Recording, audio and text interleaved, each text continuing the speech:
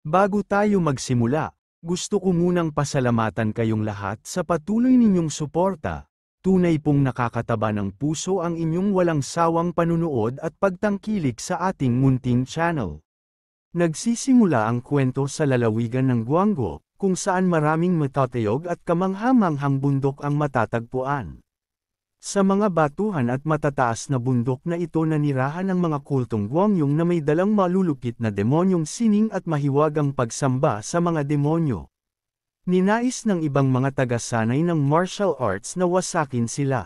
At sa pinakasentro ng kultong Guangyong ay naroon ang pinakamalakas na mandirigmang martial artist na nagtagumpay na pag-aralan ang pinakamataas na sining ng Panginoon ng demonyo, isang sining na walang awang umawasak sa mga kalaban.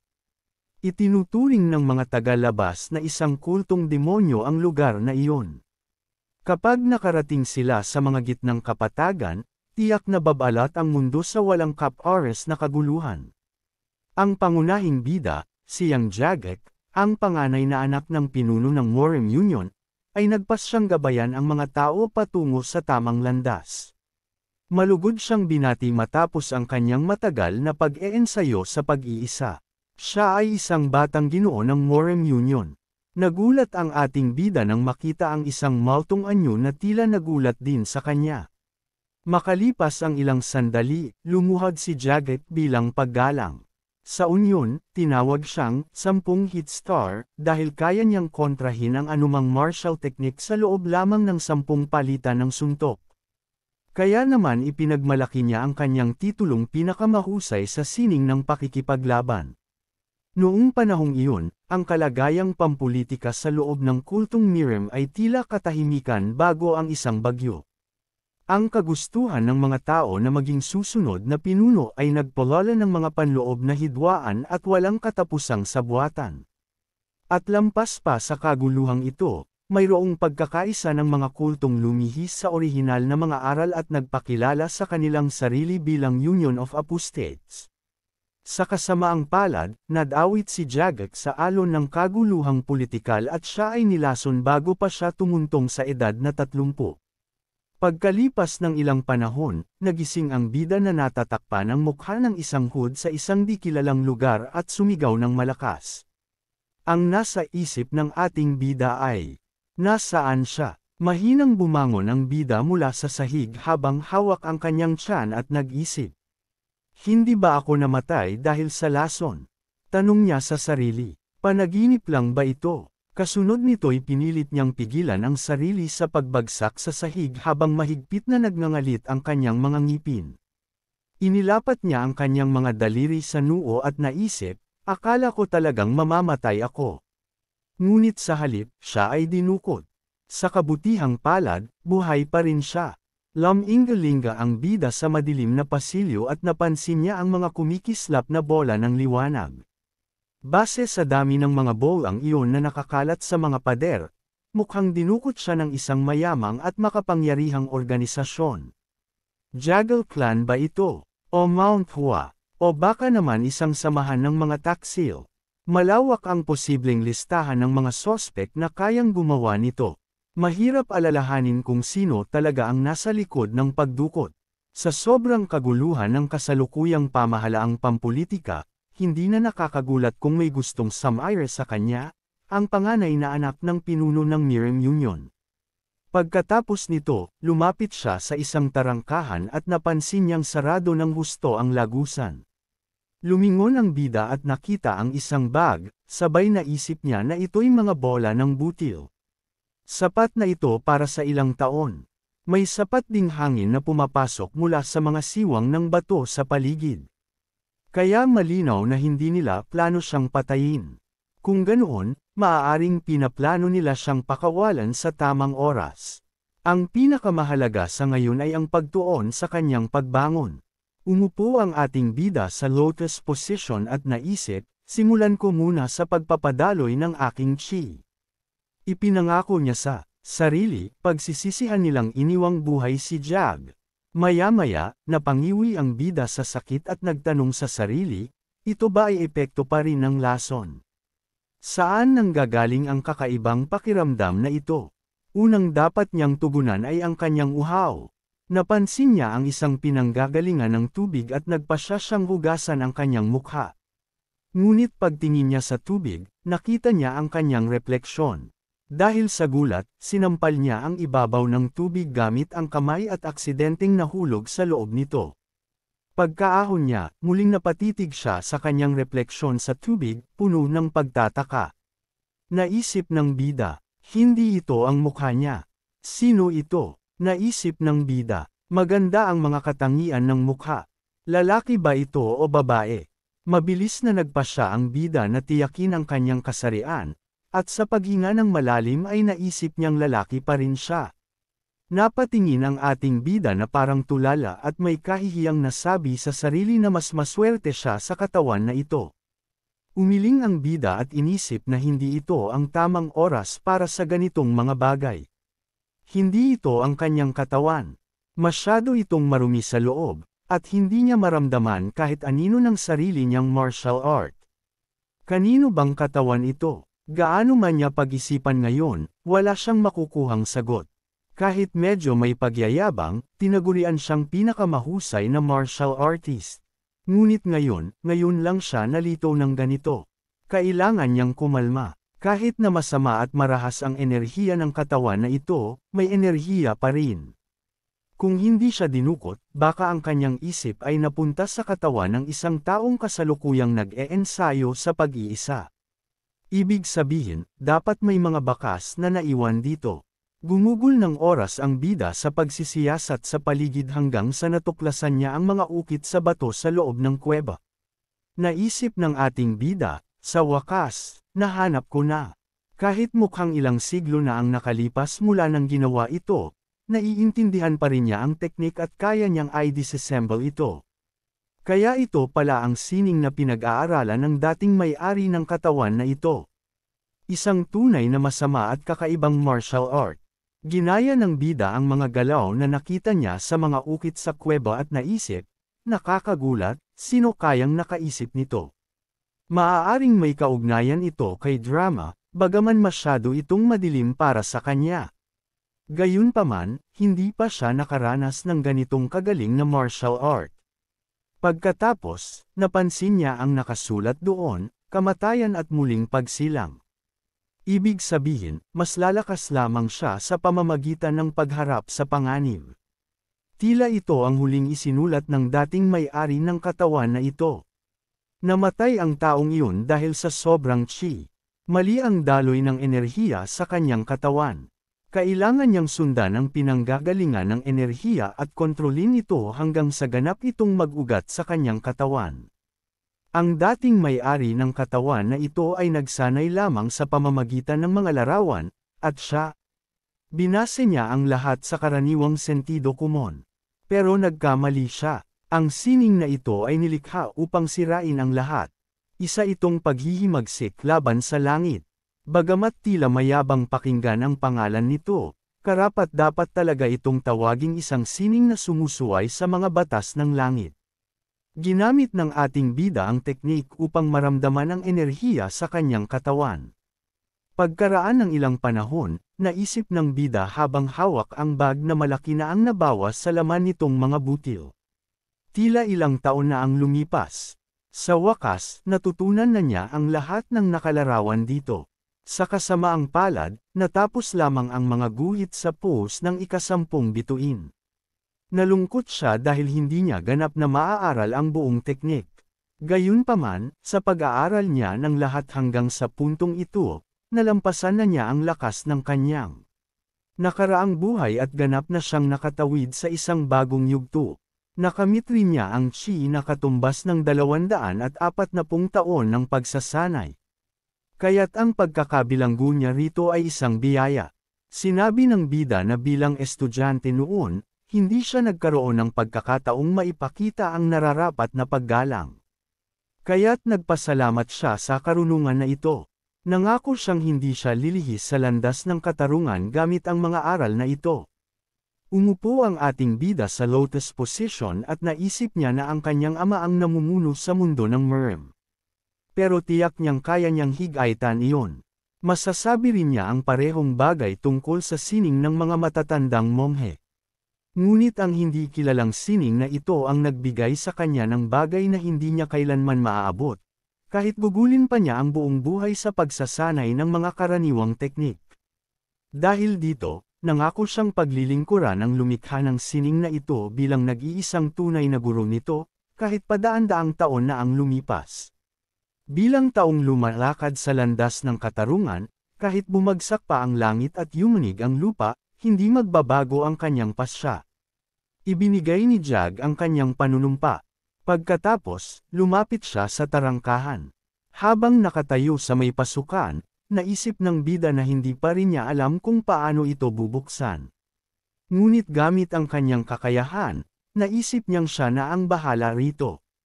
Wala na siyang dahilan para manatili pa roon. Ang kasalukuyang himno ay hindi basta-basta matatalo, kahit pa isa sa 10 pinakamalalakas na mandirigma ng Murm cult ang lumitaw. At sa huli, winasak ng ating bida ang batong tarangkahan. Sa isang malakas na hampas, nabasag ang tarangkahan at nasalayan ng bida ang matinding sikat ng araw, kaya't napilitan siyang takpan ang kanyang mga mata gamit ang kamay. Naisip ng bida, nakakasilaw ang liwanag na ito na pamilyar sa akin. Pagkatapos ay huminga siya ng malalim ng sariwang hangin. Napansin niya ang isang lalaking natutulog sa ilalim ng puno at naisip ang lapitan ito. Hinawakan niya ang lalaki at sinabing gusto niyang magtanong. Nagising ang lalaki, tila antok pa, ngunit biglang nagbago ang ekspresyon nito, na puno ng matinding takot. Napasigaw ito at tinangkang tumakbo palayo sa kanya. Naisip ng bida, pipi ba talaga siya? Isipin mo, pagkatapos ng mahabang panahon, may nakilala rin akong tao, tapos pipi pa pala. Nagtanong siya, nakakapagsalita ka ba?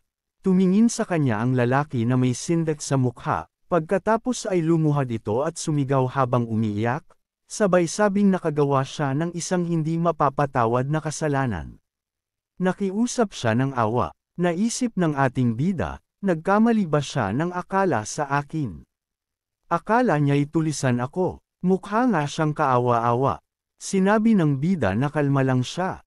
Bakit naman kita sasaktan? Hindi ako ganoong tao. Napasigaw ang lalaki, ipapadala ba nila ako sa mga pasilyo ng 10,000 demonyo? Sinimulan niyang ipukpok ang kanyang ulo sa lupa, habang sumisigaw, pakiusap, patayin mo na lang ako. Nagtaka ang bida at hinawakan siya sa balikat. Bakit mo ginagawa ito? Tanong niya. Tumayo ka dyan. Nawalan ng malay ang lalaki sa sobrang takot. Inihilig ng ating bida ang lalaki sa puno at tinanong, bakit siya ganito katikot? Humingi siya ng paumanhin sa pananakot at sinabing kailangan na niyang umalis. Makalipas ang kaunting panahon, naglakad ang bida sa kagubatan hanggang sa masilayan niya ang isang pamayanan na may pader na parang kuta. Bumaba siya sa mga batong hagdanan patungo roon. May mga bantay sa pasukan na agad siyang napansin. Naramdaman ng ating bida ang masamang tingin ng mga ito, at naisip niya na malalakas ang enerhiyang lumalabas sa kanila, at ganoong klase pa lang ng mandirigma ay mga bantay lamang. Anong klaseng lugar ito? Tanong niya sa isip. Lumapit ang mga bantay sa kanya at inisip ng bida, palapit sila. Mapipilitan ba akong makipaglaban? Ngunit sa gulat niya, lumuhad ang mga bantay sa harap niya. At magalang siyang tinawag na, Batang Ginoo. Binati siya ng mga mandirigma sa pagtatapos ng kanyang pagsasanay. Napatingin ang bida sa kanila na may pagtataka at naisip, tinawag ba nila akong Batang Ginoo? Napansin ng ating bida ang karatula sa may pasukan na nagsasabing ito ay ang Guangmian cult. Nabigla siya at naisip, ito ba talaga ang kulto? Isang lugar itong nakatago sa gitna ng napakatatandang at mariringgal na bundok. Kapag nakapasok ka na rito, hindi na ito madaling lisanin. Ang mga tagalabas ay tinatawag itong isang kultong demonyo. Ngunit ang mga mandirigmang nagpakita sa kanya ng paggalang ay tinawag siyang Batang Ginoo. Ibig sabihin, ang may-ari ng katawang ito, siya mismo. Paanong nangyari ito? Siya ang anak ng pinuno ng Mirim Union, isang taong may tungkuling itaguyod ang katarungan. Ngunit ngayon, isa na siyang Batang Ginoo ng isang kultong demonyo. Nangangatog ang kanyang katawan habang iniisip ito. Ang mga teknik na natutunan niya sa kuweba. Pag-aari ba talaga ng kultong ito? Napansin ng mga bantay na natapos niya ang kanyang pagsasanay. Ibig sabihin ba nito na natutunan na niya ang pinakamataas na sining ng Panginoon ng demonyo? Napatitig ang ating bida sa kanila na may takot.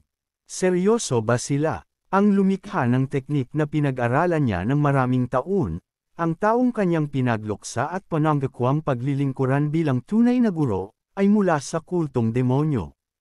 At higit pa roon, ang kanyang guro ay isang demon lord. Hinawakan ng bida ang bantay sa kwelyo at sumigaw, hindi ito maaaring totoo.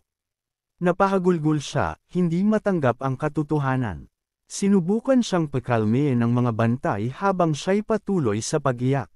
Naisip ng ating bida, siya ang panganay na anak ng kultong Miriam, ngunit natutunan niya ang pinakamataas na sining ng Demon Lord ng Guangyong cult. Bago mawalan ng malay, naisip ng bida, kahit pa siya ay muling isinilang sa katawan ng batang pinuno ng kultong demonyo. Pagkalipas ng ilang sandali, biglang bumangon ang bida at nagsimulang lumingalinga. Naitanong niya, panaginip lang ba ito? Nagpasya siyang maghilamos, at nang tumingin sa salamin, nakita niya ang kanyang refleksyon. Napahagulgol siya, at sinabing, hindi ito panaginip. Galit at lungkot ang nadama ng ating bida habang tinatanong ang sarili, ano bang nagawa ko para mapunta sa ganito? Pangalan. Makalipas ang ilang sandali, sa ikapitong palasyo ng Moon Cult, isang madilim na palasyo, sinabi ng kasambahay habang sinusuklay ang buhok ni Yenwa. Dapat pong paluwagin ninyo ang mukha ninyo, prinsesa. Baka magkaroon kayo ng kulubot. Si Dan Yenwa, ang prinsesa ng madilim na palasyo at ikalawang anak ni Dan Jonghak, ay nanggigigil sa inis habang pinipigil ang kanyang pagkainis.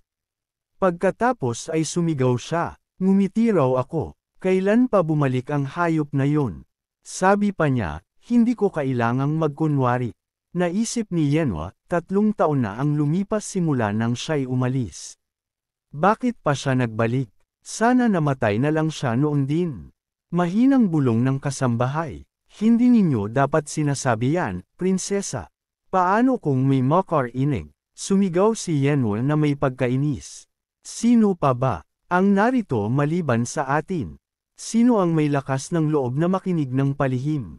At kahit may makarinig, ano naman? Talagang gusto niyang mamatay na lang ito. Ngunit alam niya sa sarili niyang nakatakda siyang maging asawa nito sa hinaharap.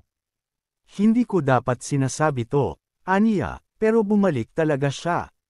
Takot na nga siyang manatiling dalagang walang asawa.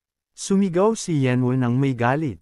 Dahil sa inis, nasukli ng kasambahay ang buhok niya ng mas marahas, at napansin ito matapos ang ilang saglit. Tumabingi si Yenwa, sabay tumawid ang mga braso sa harap bilang tanda ng pagkainis. Sinabi niyang, talagang nagtagumpay siya, kahit ang pinuno ng kulto ay nabigong makabisado ang pinakamataas na sining ng Demon Lord, pero siya, nagawa niya. Narinig niyang umiyak at nawalan ng malay ang lalaki. Sabi ng kasambahay, siguro may nangyaring hindi inaasahan. Dapat ninyo siyang subukang unawain, huwag kayong magpadala sa sinasabi ng iba. Sumigaw si Yenwa, punong-puno ng galit. Bakit ko gagawin yun? Wala naman siyang napala. Ginamit lang niya ang pagiging batang pinuno para magpakasaya kasama ang ibang babae. Napangiti ang kasambahay at sinabing gwapo naman siya. Napatingin si Yenwa sa kanya na parang nakakita ng multo. Tinanong niya, hindi mo ba siya kayang patawarin pag tiningnan mo lang ang mukha niya? Napabuntong hininga si Yenwa, at naisip.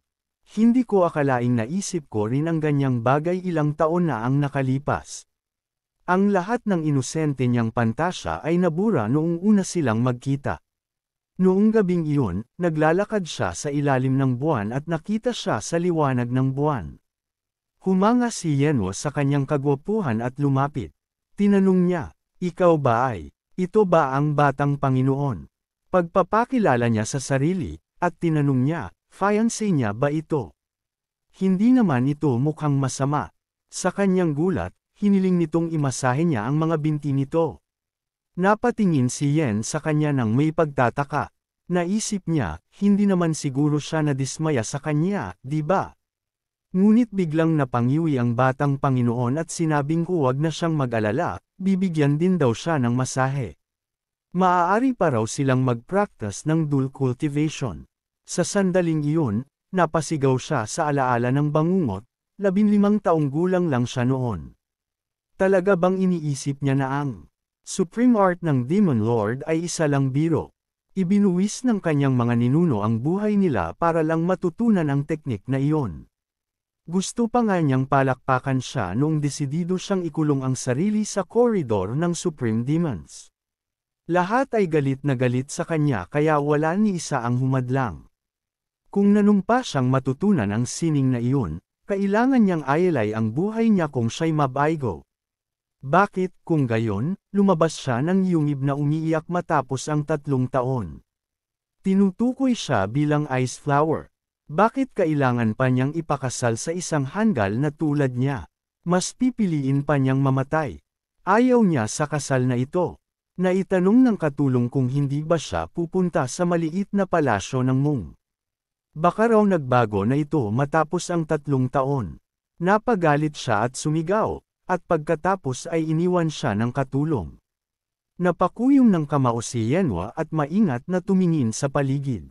Ilang sandali pa, sa maliit na palasyo ng Mung sa Gwangyong cult, nagmumuni-muni ang bida na 4 na araw na ang lumipas mula nang siya'y magkamalay. Kaunti lang ang bumisita sa kanya, kahit pa isa siyang batang Panginoon. Gayunpaman, may mga bagay siyang natutunan sa panahong iyon. Una, ang tunay na may-ari ng katawan ay si Makhano, isang menor de edad na pinuno ng Gwangyong cult. Hindi maganda ang ugali nito, sa katunayan, hindi katanggap-tanggap. Tinatawag siya ng mga tao bilang perverted little spirit. Mahilig siya sa babae at ginagamit ang kanyang katayuan para hindi maparusahan, at upang makagawa ng mas masahol pa kaysa sa isang demonyo. Iniisip ng mga tao sa paligid na may sayad siya sa isip, at bagay na bagay ito sa kanya. Hindi siya umaasang magiging maayos ang lahat sa loob ng demon cult. Pero kung iisipin mo, ito na yata ang pinakamasahol na sitwasyon. Isang masaklap na sitwasyon ito para sa kanya. Una, natuklasan niya kung bakit hindi siya kailanman naparusahan sa lahat ng ginawa niya. Ang kanyang ama, si Matiyong, ay isang pinuno ng demon cult, isa sa mga pinakamakapangyarihang nilalang na mas mataas pa sa 10 masters. Dapat ba siyang matuwa na isa sa pinakamalalakas na tao ay tinatawag niyang ama? Pangalawa, natutunan niyang bilang kaisa-isang anak ng isang cult leader at may mataas na katayuan, siya ay isang hangkag na sisidlan. Hindi malaman kung ang dating may-ari ng katawan ay walang pakialam sa lahat o talagang hanggal lamang. Pero namuhay siya nang walang kahit anong pagsisikap para pagbutihin ang sarili. Kahit pa nag-aral siya ng martial arts, palpak siya, at wala rin siyang silbi sa pakikitungo sa kapwa. Ang maliit na palasyo lang ang tanging meron siya. Habang dumaraan ang mga katulong at narinig niyang nag-uusap, siya ay napabuntong hininga. Naitanong ng isa, pababayaan na lang ba nila ang batang Panginoon ngayon? Dahil nabigo siyang makabisado ang Supreme Art ng Demon Lord, siguradong hindi siya palalampasan ng cult leader pagbalik niya. Kung tapat sila, si Yajin na dapat ang susunod na pinuno ng Guangmian cult. Mas makabubuti ito sa lahat. Nang maglaon, natakot ang mga ito na may makarinig sa kanila. Pero inisip ng bida, narinig na niya ang lahat. Gayunpaman, hindi niya sila masisisi. Mga salitang iyon ang dapat talagang marinig ng dating may-ari ng katawan. Isa siyang taong hindi kayang kontrolin. Kahit pa hindi siya nawasak ng sobrang chi, malapit na rin talaga siyang mamatay. Tumingin ang bida sa kanyang refleksyon sa salamin, at inisip na ang tanging nakakapagbigay lakas sa kanya ngayon ay ang katotohanang 19 na taong gulang pa lang siya, at 3 taon pa lamang ang lumipas mula nang siya'y mamatay. Naalala niya, kahit pa siya'y makabalik sa Murem Alliance, sa itsura niya ngayon, sino pa ang mangangahas batiin siya? Sobrang himala na lang kung may salba pa niya ang sariling kwento ng buhay. Napabuntong hininga ng malalim ang ating bida at inisip, habang nakayuko, na matapos ang mga araw ng pagiging parang baliw, wala na siyang lakas para magalit. Pagkatapos ay mabilis niyang hinugasan ang mukha gamit ang tubig. Naisip niya na hindi siya dating ganoon, na nag-aalala sa ganitong mga bagay. Tapos na ang lahat, wala na siyang magagawa kundi tanggapin ang bago niyang pagkatao. Siya na ngayon si Chuno. Wala nang saysay kung paano namuhay ang dating may-ari ng katawan. Mamumuhay siya ayon sa sariling paraan bilang si Jagat. Biglang ang kanyang refleksyon sa salamin ay nagsalita gamit ang nakakatakot na mukha, na ito raw ay kahanga-hanga. Kailangan niyang pagbutihin. Nasa demon cult pa rin siya at siya ngayon si Young Master Chuno. Unti-unting naging masamang espiritu ang kanyang refleksyon at idineklara nito na titingnan nila kung hanggang kailan siya mananatili bilang Jagat sa lugar na ito. Binyantaan siyang babantayan siya nito. Sa sandaling iyon, bumukas ang mga pinto at pumasok si Yenwa. Lumingon ang bida at tinanong, "Sino ka?" Nagngit-ngit si Yenwa at iritadong sumagot, seryoso ba siyang nagtatanong niyan? Napatingin ang bida sa dalaga nang may pagtataka, at naisip niya na hindi siya dapat maging magalang habang nasa katawang ito. Hindi pa rin niya masanay na siya na ngayon ang batang Panginoon ng Demon Sect. Bastos niyang tinanong kung sino ba talaga siya. Galit na galit si Yenwa sa inasal niya at napasigaw. Nakalimutan na ba niya ang mukha ko? Nabahala si Chuno. Naisip niya, kung ganun na lang siya kakampan pumasok sa kwarto ng batang Panginoon, siguradong hindi yun ang unang beses nilang nagkita. Nakasuot ito ng karaniwang damit at komportableng sapatos. Isa siyang batang babae na malayang nakakapasok sa maliit na palasyo ng mungkong gugustuhin niya. Napagtanto niyang katulong niya ito. Sinabi ng bida na siya ay malalim sa pag-iisip at pupwesto na lang siya sa gilid para makapagtrabaho si Yenwa. Sumigaw si Yenwa, ano bang pinagsasasabi niya? Nabigla ang bida sa inasal ng dalaga at tinanong. Isang simpleng katulong ang nag-uutos sa akin. Ang tapang mo o baka naman hanggal ka lang. Sa kahit anong paraan, mali ang asal mo. Linisin mo to at lumayas ka. Trabaho mo yan. Napakuyom si Yenwa ng kamao at sa nanginginig na tinig ay tinanong. Tinawag niya ba akong isang simpleng katulong lang? Naisip ng ating bida na hindi dapat hinuhusgahan ang tao base sa trabaho nila, pero wala na siyang ibang pagpipilian sa ngayon. Naalala ni Shinzo ang kanyang naging pag-uusap sa masamang espiritu at napakagat sa kanyang mga ngipin. Ang bida, naitanong niya, anong problema? Isa siyang Panginoon, humihiling lang siya sa katulong na gawin ang tungkulin nito. Tiningnan siya ng bida at sinabing, wala siyang karapatang tumanggi. Napatingin ang ating bida sa umiiyak na dalaga, nagulat siya. Naisip ni Chuno, sobra ba talaga ang inasal ko sa kanya? Bigla siyang tumalikod si Yenwa at lumabas ng silid.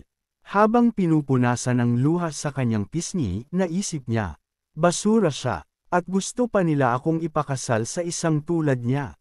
Hindi kailanman, kahit ikamite ko pa. Sa mga oras na iyon, sa loob ng silid, inisip ng bida na pati pala ang mga katulong sa kultong ito ay medyo padalos-dalos rin ang ugali. Biglang kumalam ang kanyang tiyan, at inisip niya kung masyado ba siyang nagmadali sa pagpapalayas sa katulong, dapat pala'y inutusan muna niya itong magdala ng pagkain. Gayunpaman, kailangan muna niyang ayusin ang kanyang isipan. Kailangang alamin ang kalagayan ng kulto. Makaraan ang ilang sandali, habang tumitingin-tingin sa kanyang palasyo, inisip ng ating bida na halos siya lang ang nakatira sa buong maliit na palas.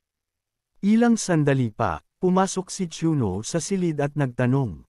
Nandito ba siya? Tinanong ni Yolk, isang courtier ng Minor Palace, ang batang Panginoon kung anong dahilan ng kanyang pagbisita sa ganoong oras. Tinawag siya ng bida sa pangalan habang tumatawa ito ng bahagya at nagsusuot ng damit. Naisip ng bida na, siya ang katulong ni Chuno, at ang tanging taong bumisita sa kanya sa nakaraang 4 na araw. Sa kasalukuyan, sila lang ang naninirahan sa palasyong iyon. Napansin ni Yulek na tinawag siya ngayon sa kanyang pangalan. Bumabalik na ba ang alaala niya? Nang bumalik kasi si Chuno, madilim ang kanyang aura, kaya nag-alala siya. Lahat ng ito ay dahil kulang siya sa negative energy, di ba? Dapat ba akong magpareserba ng lugar sa bahay aliwan? Naisip ng ating bida na may dahilan kung bakit sinasabi ng mga tao na ang basura ay naaakit sa basura. Paano siya naging ganito kasama? Sinabi ni Shuna na tumigil na ito sa pagbibitiw ng mga walang kwentang salita. May ilan siyang katanungan dahil hindi pa buo ang kanyang alaala. Tiningnan siya nito ng mabuti at hinawakan ang noo niya gamit ang palad. Nagtaka ang bida at tinanong kung anong ginagawa niya. Sabi ni Yulek, kakaiba. Wala ka namang lagnat. Magsalita ka na parang isa kang isang tradisyonal na kulto. Napatingin ang bida sa kanya, manghang-mangha, tapos ay inis na itinaboy siya palayo at sumigaw na puro kalokohan ang sinasabi nito. Naisip ng ating bida ng may kaba. Napansin niya ba talaga? Anong gagawin ko ngayon? Dapat ko ba siyang patayin at umalis na agad dito? Ngunit natawa lang ito at nagtawid ng mga braso, nakangiti. Tumawa si Yulek at malakas na sinabi na nagbibiro lang siya. Nagulat lang talaga siya. Ngayon daw ay gusto na niyang maging mabuting tao. Naalala niyang medyo kakaiba ang asal ng batang Panginoon ngayon. Pinalo siya ni Chuno sa ulo. Pagkatapos ay nagbiro ito, sinabing abala siyang tao, pero kailangan niyang sundin ang utos ng batang Panginoon. Iritadong tinanong ng bida, seryoso, tinatawag mo ang sarili mong abala gayong natutulog ka tuwing tanghalian. Nagtanong si Yulek kung ano ba ang gusto niyang malaman. Tinanong ng bida, totoo bang inaalagaan mo ang mga bulaklak? Sinagot siya ni Yulek kung gusto na naman ba siyang asarin tungkol doon. Biglang sumigaw si Yulek na huwag niyang hawakan ang halamang iyon. Napansin ng ating bida na kung titignan ang kakaibang baluktot pero malalambot na mga dahon, parang ito ang paraan ng kalikasan sa pagbati sa kanya. At mabango rin ang halaman. Napatingin si Yulek sa batang Panginoon na may gulat. Naisip niya at tinanong ng may pagdududa, ikaw ba talaga ang batang Panginoon? Baka nasaktan mo ng malala ang ulo mo habang nagpa-practice ng cultivation. Tinanong ni Chuno, ibig mong sabihin, na pag-usapan na natin dati ang halamang ito. Sinabi ni Yulek na karaniwan ay iba talaga ang ugali mo. Nagkunwari pa si Yulek bilang siya, nang aasar at nagbabanta ng kamatayan. Tapos ay tinanong niya kung bakit ganoon ang tingin sa kanya. Alam mo, isa ka sa pinakamasasamang tao, pero normal lang yan sa isang kinatawan ng demon cult. Hinawakan ng bida ang ulo niya, parang sasakit na ito, at nakiusap na ikwento sa kanya kung paano nakaayos ang kulto nila. Biglang kumalam ulit ang tiyan ng bida. Tumawa si Yulek at sinabing ang lakas ng tunog nun. Nag-alok siya na magmeryenda muna sila. Lumabas na lang daw sila at sabay kumain habang nag-uusap. Naalala niya ang Mungchun Restaurant, kung saan may putahe na white garlic meat. Sabi niya, gawa ito sa sariwang baboy, hinihiwa sa maliliit, pinakukuluan hanggang natutunaw sa bibig. Tahimik na nakinig ang ating bida habang nagsasalita si Yulek. Habang pinag-uusapan ang putahe, namangha ang bida. Sinabi niya na pagkatapos kumain ng sabaw na may kanin, itlog na pula, at mais mula sa timog, ang sarap daw sa pakiramdam, parang may init na bumalat sa loob ng katawan niya. Padalos-dalos na sinabi ni Chunzo na kung gusto talaga niyang pumunta roon. Pumunta na sila, pero isang beses lang ito. Tumawa si Yulek at sinabing, syempre, pupunta tayo doon. Pero bigla, siyang napaalala, at sinabi niyang naalala niyang sarado ang Mungchun Restaurant ngayon. Iminungkahi niyang kumain na lang sila sa ibang lugar. Sumigaw ang bida ng may galit. Bakit sarado ngayon ang lugar na yon? Sinabi ni Yulek na ngayon ay araw ng pagtitipon ng mga tagapagmana ng Guangyong cult. Nagtanong ang bida, ano yun? Pinaliwanag niya na lahat ng anak ng mga mahalagang kinatawan ng clan ay magtitipon doon ngayon. Mariin niyang inirekomenda na huwag nang pumunta ang bida doon. Naisip ng ating bida, ibig sabihin, lahat ng tagapagmana ng Guangyong cult ay nandoon. Pagkaraan ng ilang sandali habang nasa kalye, Inisip ni Chuno na ang ganda ng panahon. Nina si Yulk at tinanong. Sigurado ba siyang gusto niyang magpakita roon? Sinabi ng bida na oo, gusto niya. Naguguluhan si Yulk at tinanong. Naiintindihan naman niya na hindi ko sinabing huwag pumunta roon ng walang dahilan, di ba? Hiningi ng bida na ipaliwanag sa kanya kung paano nakaayos ang Gwangyong cult. Nagulat si Yulk at tinanong. Naalala niya ba talaga yun?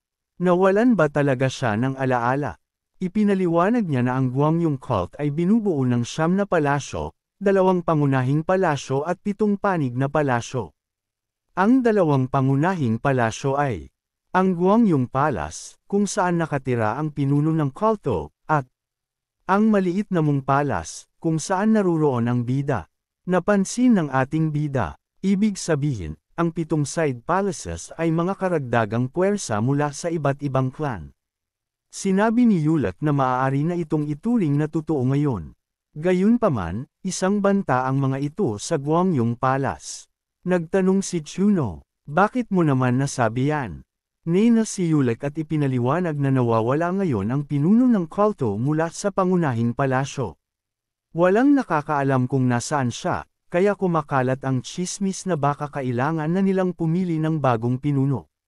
Tinawag niyang mga basura ang mga taong iyon.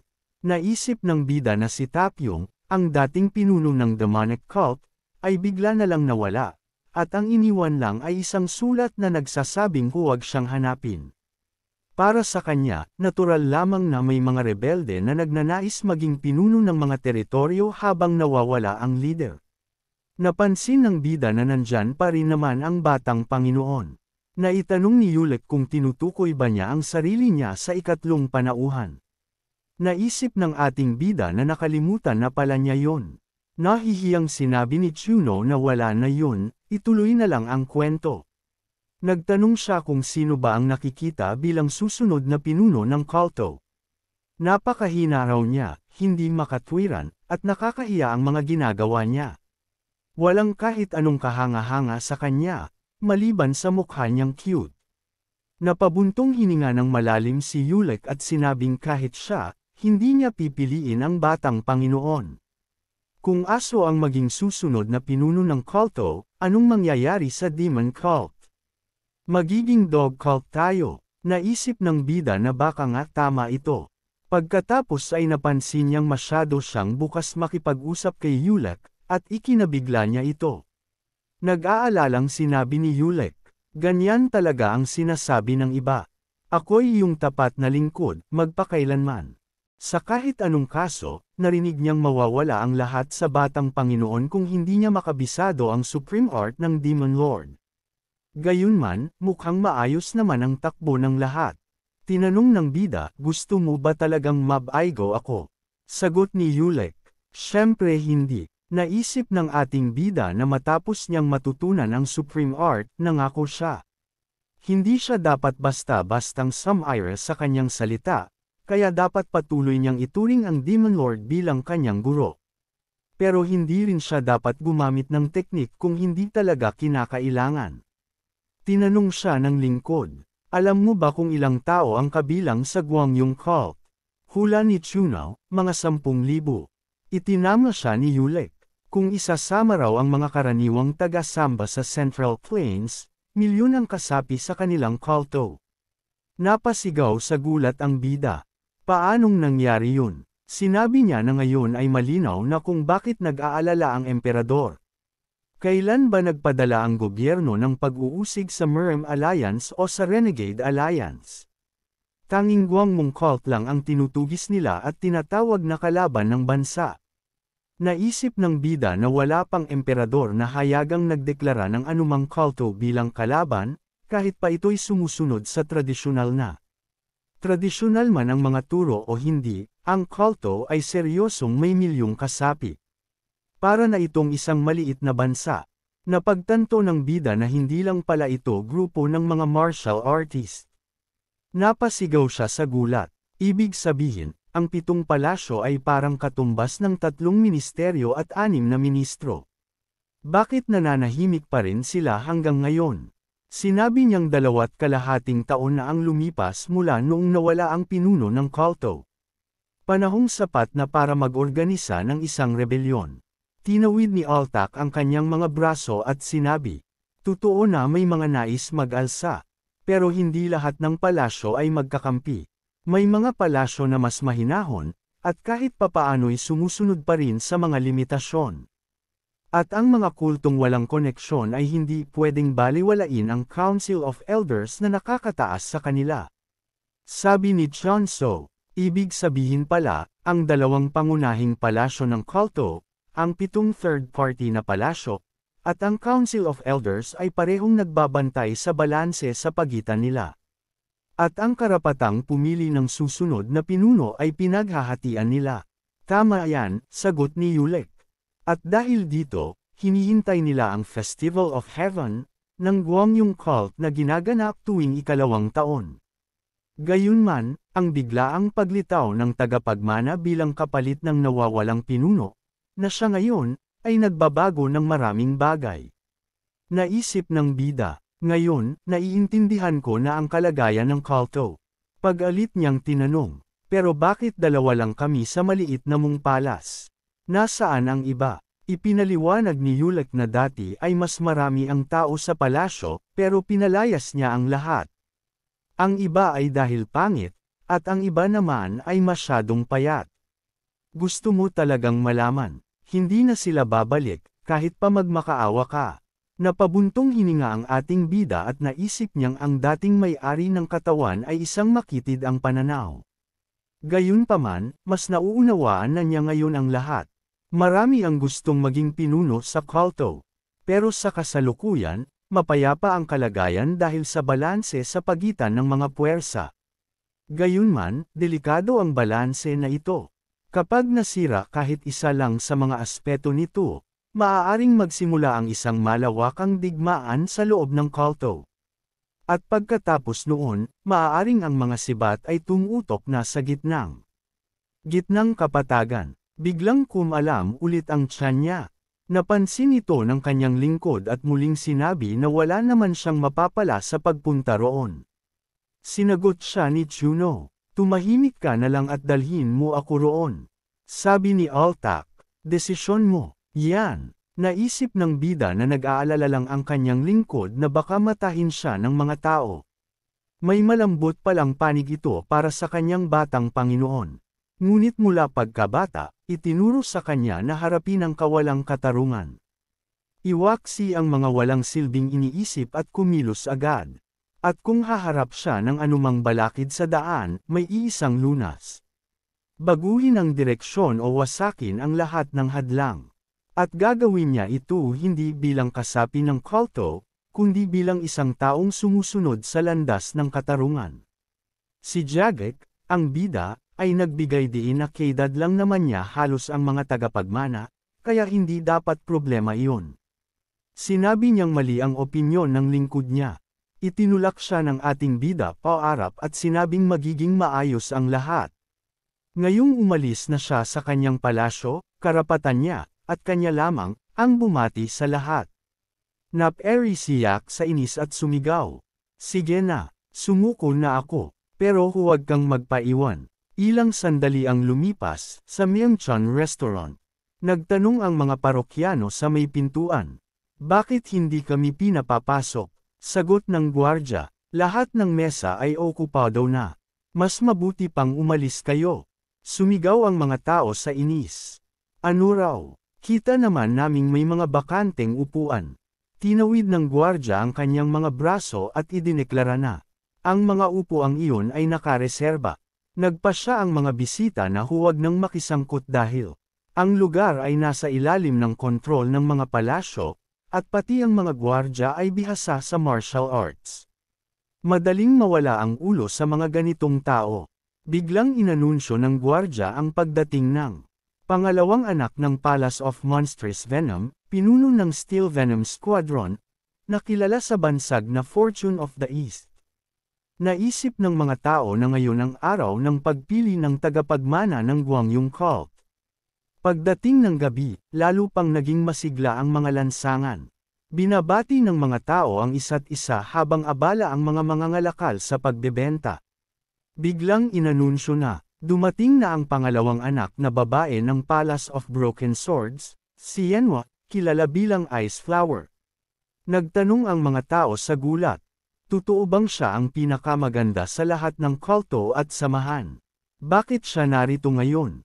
Ayon sa tsismis, hindi raw siya mahilig sa mga ganitong pagtitipon. Naglakad si Yenwa papasok ng restaurant na may mat array at matikas na lakad.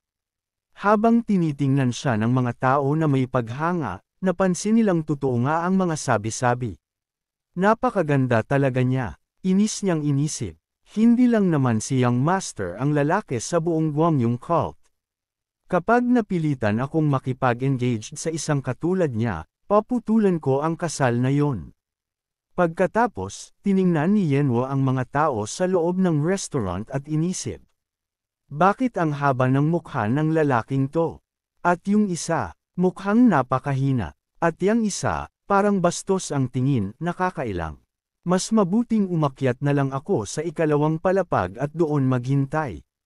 Makalipas ang ilang sandali sa ikalawang palapag ng restaurant, nagsalita si Chonamo, ang pangalawang anak ng pinuno ng Palace of Worldly Riches. Pumunta pala ang Ice Flower para salubungin ang tagapagmana. Ngayon ang araw ng kasayahan natin. Yung mga hindi dumating, siguradong magsisisi sila mamaya. Naisip niya pa na baka pala rin din siya ngayong gabi. Hindi siya pinansin ni Yenwa at umupo na lang sa mesa. Ngumiti si Chonamo at ipinakilala ang sarili. Bagay talaga sa iyo ang bansag na Ice Flower. Ako ang ikalawang anak ng pinuno ng Palace of Worldly Riches. Tahimik na binanggit ni Yenwa ang pangalan niya, habang walang interes na nakatingin sa kanya. Naisip niya kung chumacho ba ito sa kanya. Pero mukha naman daw itong pinakadesente sa lahat ng naroon. Bagaman ito'y pagtitipon ng mga tagapagmana ng Guangyong cult. Hindi man lang, siya nakakita ng kinatawan mula sa mga panlabas na palasyo o mula sa Council of Elders. Naisip niya na sana kahit si Yuljan ay pumunta. Ngumiti si Amo at nagtanong. Anong nagdala sa iyo rito? Nahulaan mo bang andito rin ako? Tumawa ang mga kasamahan niya sa likod matapos marinig ang tanong. Naisip ni Yenwa na malinaw namang hindi muna nag-isip ang lalaking yun bago nagsalita. Saan siya kumuha ng sobrang daming ngipin? Kaiteng ba siya? Habang idinikit ng lalaking iyon ang sarili sa kanya, inisip niya na. Baka mas mabuting umalis na lang siya. Bigla namang inanunsyo na, dumating na ang kaisa-isang anak ng pinuno ng Guangyong cult. Dumating na raw ang kaisa-isang anak ng pinuno ng Guangyong cult. Nagulat ang lahat sa balita. Bakit nandito ang basurang yun? Sigaw ng ilan. Ilang sandali bago nito, sa harapan ng Mungchun Restaurant. Sinabi ni Yulat na naisip niya ulit ang sitwasyon, at sa tingin niya, hindi pa rin tama ang desisyon nilang pumunta roon. Dapat na tayong bumalik. Bakit ka pa nakatayo dyan? Liko na at umalis na tayo. Itinulak ng bida ang kanyang lingkod paaban. Halos matamba si Yulek, pero nakabawi naman agad. Naisip ng ating bida na may alam nga ito sa martial arts. Nagtanong ang gwardya ng may pagtataka. Pumunta ba siya para sa pagpupulong? Nahihiyang sagot ni Yulek. Matagal na rin mula nang huli tayong magkita. Sinubukan niyang i-anunsyo ang pagdating nila, pero pinigilan siya ng lingkod ng batang Panginoon at sinabing hindi daw ito ang dumating. E sino raw ang dumating? Tanong ng gwardya. Pagtingin niya sa ating bida, napamulagat siya sa gulat. May isang bisitang nagsabi, Batang Panginoon, bakit siya narito? Malamang may masama na namang balak yan. May ilan sa mga tao ang nagdesisyong umalis sa restaurant para makaiwas sa gulo. Naisip ni Chonzo na kahit ang mga ordinaryong tao ay umiiwas sa demonic cult. Lahat sila parang may sayad, inisip niya, pero baka opinyon ko lang yon. Sinabi ng bida sa sarili na kailangan niyang ipaalam ang kanyang presensya. Hindi ba't tungkulin niya ito? Ipinahayag ng gwardya ng malakas. Dumating na ang kaisa-isang anak ng pinuno ng Guangyong cult. Ang batang pinuno ng maliit na mungpalas, si Chuno. Magalang na binati ng mga parokyano sa restaurant ang batang Panginoon. Napansin ng bida ang isang babaeng papaalis, kaya sinabi niya sa kanyang lingkod. Dito ka lang. Saan ka pupunta? Tanong ni Yuk. Sinundan ng ating bida si Yenwa. Nagulat si Yenwa habang patakbong lumalayo. Bakit ka nandito? Tanong niya habang lumilingon. Dahil ba sa akin ka pumunta? Biglang napasigaw si Yenwa sa takot nang makita ang batang Panginoon sa tabi niya. Nagtanong si Chuno, sino ba yung tinutukoy mo? Sinubukan siyang suntukin ni Yenwa, pero nakaiwas ang ating bida, kaya nawala sa balanse ang babae. Agad siyang sinalo ng bida habang sumisigaw si Yenwa sa takot. Naisip ng ating bida, ganito pala talaga ang mundo ng isang demonic cult. Kahit na personal servant lang ng batang Panginoon. Maging taga-silbi man o tagapagsilbi, walang sino man dito ang hindi marunong ng martial arts. Gayunpaman, ang babaeng ito ay sadyang hindi mo matansya ang kilos. Nagkatitigan sila, saka sinabi ng babae, bitawan mo ako, naisip ng ating bida habang inaalis ang kamay niya sa bewang ng babae. Mas matagal ko yatang nahawakan ang bewang niya. Hindi ito tama. Bumagsak si Yenwa sa lupa at napasigaw sa sakit. Sumigaw siya ng may galit. Baliw ka na ba talaga? Gulat na sagot ni Chuno. Aksidente lang yun. Sinabi ng babae na sana ay siya na lang ang nag-alis ng sarili. Naisip ng ating bida na akala niya ay mahuhulog ito, kaya hinawakan niya. Ngunit dahil masyado na itong bastos kung patatigilan pa, binitawan niya ito. Gusto lang talaga niyang gawin ang tama. Tiningnan ni Yen ang kamay nito, at agad siyang nilapitan ng ating bida. Ayos ka lang ba? Tanong niya. Seryoso ka ba sa tanong mo?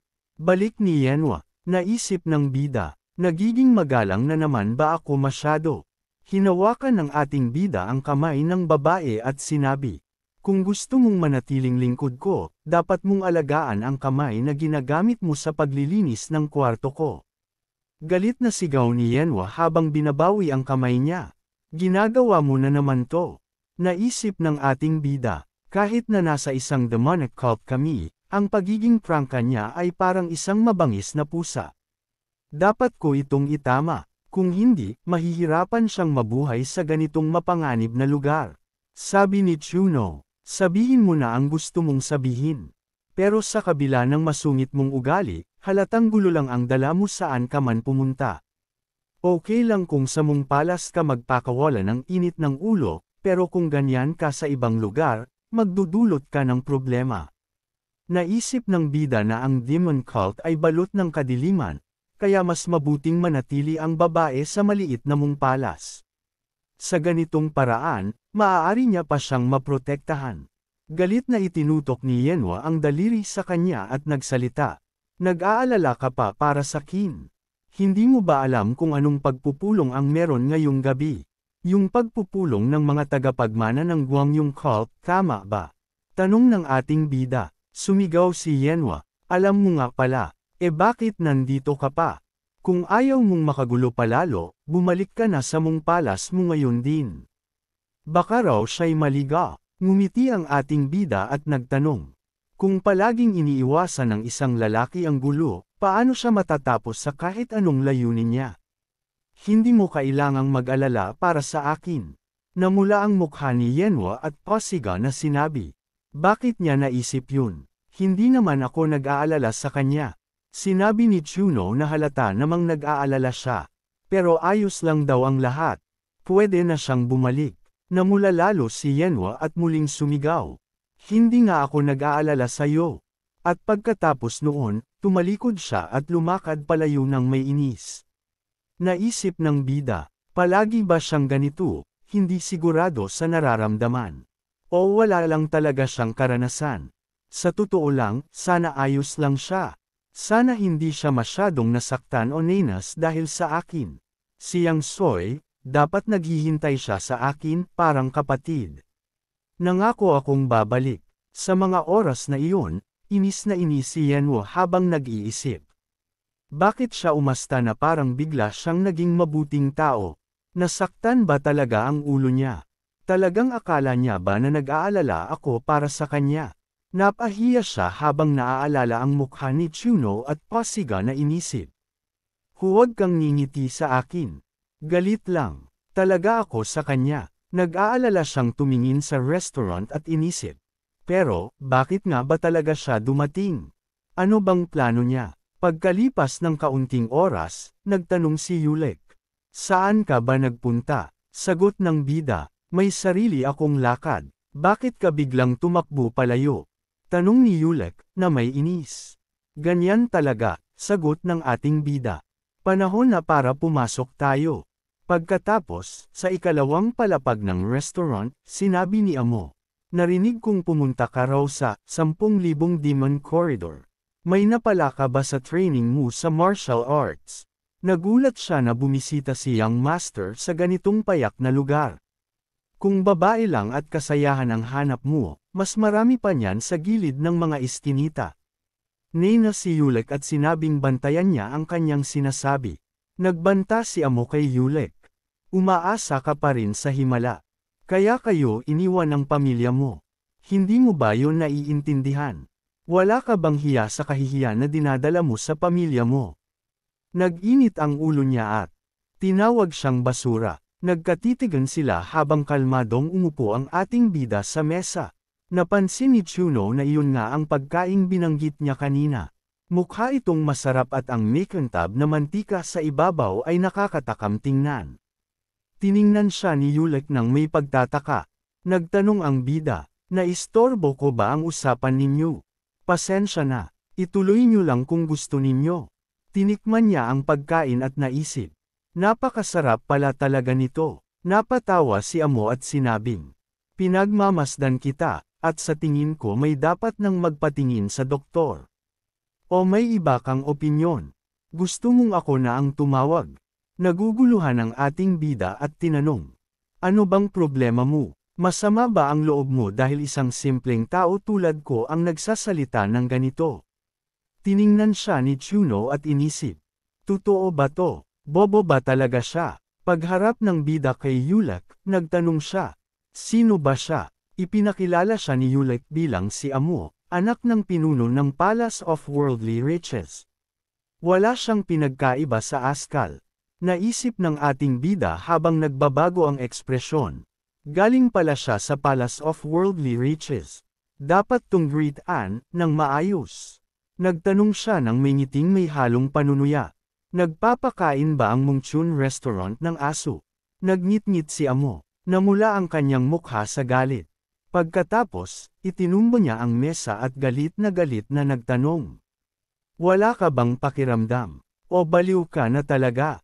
Ang dami nang nagbago mula nang pumasok ka sa kuweba para mag-aral ng martial arts. Sigurado ka bang kaya mong umasta ng ganyan sa lugar na to? Naisip ni Chuno, hindi ako nagkakamali. Yung dating may-ari ng katawan na to ay mainitan ang ulo at umaasa lang sa tatay niya. Pero ngayon wala na siyang sandalan. Mukhang pinaghahandaan na niya ang pagbabalik ng batang Panginoon. Nagtanong ang bida kay Yulek. Gaano kalakas ang impluwensya niya? Naguguluhan si Yulek at tinanong. Ano bang sinasabi mo? Hiningi ng ating bida ang detalyadong paliwanag. Sinabi niya na kung pinag-uusapan ay mahigpit na hirarkiya, siya ang may pangalawang pinakamataas na. Sa kulto ng Guangyong ang kanyang posisyon. At kung may sapat na dahilan, maaari siyang magparusa sa iba agad-agad. May karapatan din siyang gamitin ang armadong puwersa ng maliit na palasyo. Ngunit bakit niya ito tinatanong ngayon? Naisip ng ating bida na ang ibig sabihin nito ay parang nasa pagitan siya ng pinakamataas na hukom at ng emperador. Pero hindi siya maaaring, halimbawa, mag-utos ng pagpugot ng ulo. Tanging ang emperador lang ang may ganoong kapangyarihan. Tinanong ni Chunzo kung sapat na ba ito para turuan ng leksyon ang isang idiot. Tahimik na tanong ni Yulek, hindi mo naman siya papatayin, di ba? Magkakagulo lang tayo pagkatapos. Sagot ng bida, narinig naman siya. Nang malinaw kaya dapat na siyang umalis. Ang sabi niya, parurusahan lang niya, hindi papatayin. Sumigaw siya, tama lang to. Dapat lang turuan ng leksyon ang tanga na to. Yung bunganga niya parang panga ng hippopotamus, at ang mata parang sa isda na kalulandag. Sinabi ng bida na napansin niya iyon ng mabuti. Nagngit-ngit si Amo at dinampot ang tasa sa mesa, balak itong ihagis. Habang pinapanood siya ng ating bida, naisip niya. Base sa tensyon ng kanyang kalamnan at sa anggulo ng kanyang kamay, ihahagis niya ito sa kaliwa para takutin ako. Ibig sabihin, ayaw niya akong saktan talaga dahil baka mapanagot siya. Kaya hinayla ni Chuno si Yulik para siya ang tamaan ng tasa. Napangiwi si Yulik sa sakit at bumagsak sa mesa. Patuloy na kumain ang bida na parang walang nangyari. Pagkatapos ay tumingin siya kay Amo at nagtanong ng may pananakot. Totoo bang sinusubukan ng Palace of Worldly Riches na ipapatay ako? Napatingin si Amo sa takot at sumigaw. Kalokohan yan, sabi ng bida, kakatapos mo lang subukang patayin ako. Kung di ako iniligtas ng alagad ko, baka patay na ako. O baka gusto mo lang ang posisyon ko bilang batang pinuno. Sumigaw si Amo, kalokohan yan. Tasa lang yun. Tanong ng ating bida. Tasa lang pala yun sa tingin mo. Pagharap ni Chanzo sa alagad niya, tinanong niya. Kamusta ka? Sumigaw si Yulik habang luhaan. Hindi mo ba nakikita? Sobrang sakit nito. Napansin ng bida na halatang nasaktan talaga ang kanyang lingkod. Halos mamatay na ang kanyang lingkod. Malinaw ang ebidensya ng kasalanan ni Amo. Naisip ng ating bida na baka dapat niyang i-report ito sa Council of Elders. O mas mainam kaya kung dumiretso na siya sa pinuno ng Palace of Worldly Riches. Habang pinagmamasdan niya ang takot sa mukha ni Amo, naisip niya. Ito nga mismo ang inaasahan ko. Ang mga anak ng mga prestihiyosong palasyo ay hindi natatakot sa galit ng publiko. Ang kinatatakutan nila ay ang galit ng kanilang mga magulang. Hindi niya alam kung paano magre-react ang dating batang pinuno sa ganito, pero siya ay ibang tao. Tinanong ng ating bida ang mga kaibigan ni Amo. Kasabwat ba kayo niya? Napasigaw sila sa takot, pumunta lang kami rito para kumain. Agad silang nagsialis mula sa restaurant. Tanong ni Chuno kay Amo. Bakit ka pa nakatayo dyan? Kung papatayin mo ako, bilasan mo na. Ito na ang huling pagkakataon mo. Pag nangyari yon, babatiin ko pa ang Palace of Worldly Riches. Galit na galit si Amo at hinawakan ang hawakan ng kanyang daga. Nagkatitigan sila at pagkatapos ay nagsalita si Amo. Patawarin mo ako. Tanong ng ating bida. Para saan kita dapat patawarin? Nanggigigil si Amo habang sumasagot. Samobra na ako. Sigaw ng ating bida. Yun lang ba masasabi mo matapos mong saktan ng isang tao? Ginamit mo kasi akong panangga. Sigaw ni Amo. Ngunit may pagbabante sa tono ng ating bida. Talaga bang iniisip mong makakaligtas ka dahil lang sa pangalan ng tatay mo? Huwag mong subukan. Kahit libo-libong tao pa ang yumukod sa'yo, darating ang araw na ang dugo at luha nila ang magiging mga punyal na tatarak sa makasalanan mong puso. Naisip niya, siguro nagkukunwari lang siya. Ako na si Chuno ang magiging karma niya. Yumuko si Amo at nagsabing, malaki ang kasalanan ko. Huwag mo lang akong i-report sa ama ko. Sumigaw si Chuno, tumahimik ka. Bumalik ka sa palasyo niyo at sabihin mong pupuntahan ko siya sa lalong madaling panahon. Napatingin si Amo sa kanya na paan ng takot. Nagtanong ang mga bisita, ano bang nangyayari? Nakikipagyera ba ang pinuno ng maliit na palasyo sa Palace of Worldly Riches? Ibig sabihin nito, rebelde, mas madalas pa niyang gamitin ang pangalan ng ama niya kaysa sa iba. Isa lang siyang walang kwentang basura. Pagkatapos, naisip ng pangunahing tauhan na ang 7 panig na palasyo kasama ang konseho ng matatanda ay dapat maghintay. Pupuntahan niya sila isa-isa. Maya-maya, sa palasyo ng kayamanang Makamundo, isa sa 7 panig na palasyo, galit na galit si Jong Siman, pinuno ng palasyo, at binasag ang tasa sa kanyang kamay. Tinanong ni Amo ang kanyang ama. Gusto lang ba ng pinuno ng maliit na palasyo na takutin tayo? Sumigaw ang ama, naiintindihan mo ba talaga kung anong ginawa mo? May magagawa ba tayo kung sakali? Hindi ko maintindihan kung bakit ka pa rin galit na galit. Sigaw ni Simon. Tumahimik ka. Kahit gaano pa siya kaina o katanga, siya pa rin ang pinuno ng maliit na palasyo. Hindi mo ba naiintindihan yun? Sagot ni Amo. Isang hindi pagkakaintindihan lang po. Akala ko po ay nawala na ang kakayahan niyang lumaban dahil sa chi overload. Pero nang makita ko siya, naramdaman kong nasa panganib ako. Sumigaw ang kanyang ama habang nakangiwi. May lakas ka pa talagang magdahilan. Ayoko nang makita ang mukha mo. Pumasok ka sa mga lagusan ng demonyo at huwag kang lalabas hanggang hindi kita pinapayagang lumabas. Nangangatog si Amo sa takot at humarap sa kanyang ama. Hindi ba masyado pong malupit yun? Paano na po ang training ko? Sigaw ni Simon. Tumahimik ka. Akala mo ba makakaligtas ka sa parusa dahil lang sa posisyon mo? Lumayas ka. Pagkatapos ay hinawakan niya ang kanyang ulo at sumigaw. Tawagin si Birang. Naisip niya na 2 taon na simula nang mawala si Tapyong, ang pinuno ng kultong Guamong. Ayon sa konseho ng matatanda at sa 7 panig na palasyo, napagdesisyonan na pumili ng bagong pinuno ng kulto. Ang bagong anak ay nakatakdang lumitaw sa pista ng kalangitan bilang bahagi ng pagdiriwang. Sa ngayon, ang batang pinuno ng maliit na palasyo ay bumalik na matapos ang kanyang matagal na pagsasanay. Naisip ni Simon na kung muli nilang buksan ang usapan tungkol sa pagpili ng bagong pinuno, maaaring ang batang iyon ang pumalit. Habang wala pa ang tunay na pinuno, ang batang pinuno ng maliit na palasyo ang pinakamataas ang katayuan, anumang mangyari.